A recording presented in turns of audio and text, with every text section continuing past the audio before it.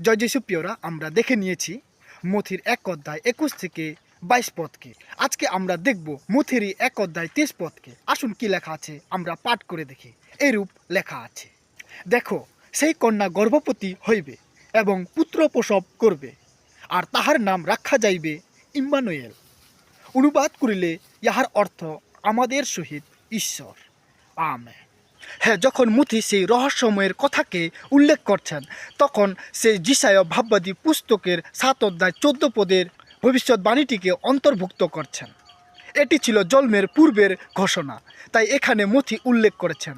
আর হ্যাঁ, যখন যোসেফকে স্বর্গের দূত স্বপ্নে তাহাকে শিশুটির উদ্দেশ্যে বলছেন, তখন আরেকটি বার 23 পদে বলছেন, আরেকটি বার স্বর্গের দূত স্বপ্নে যোসেফকে কি বলছেন, দেখো সেই কুমারী কন্যা গর্ভধারণ করবে এবং সে পুত্র প্রসব করবে, আর তুমি সেই শিশুটির নাম রাখবে ইম্মানুয়েল। আর মথি ইম্মানুয়েল নামটির অর্থ ব্যাখ্যা করেছেন আমাদের সঙ্গে ঈশ্বর। তো প্রিয়রা, আপনাদের কাছে সেই রহস্যময়ের কথাকে প্রকাশ করছি। প্রভু যীশু জন্মগ্রহণ করেছে পবিত্র আত্মার শক্তির দ্বারায় কুমারী মরিয়মের গর্ভে, আর সেই প্রভু যীশু হচ্ছে ইম্মানুয়েল। এই অর্থ আমাদের সহিত ঈশ্বর। আর আমরা দেখেছি 21 পদে সেই যিশুর নামের অর্থ ত্রাণকর্তা। তাই আসুন প্রিয়রা, সেই ত্রাণকর্তা ঈশ্বরের গৌরবান্বিত করে ঈশ্বরের এই পঠিত বাক্য প্রত্যেককে বুঝার সাহায্য করুক। সকলকে জয় যিশু।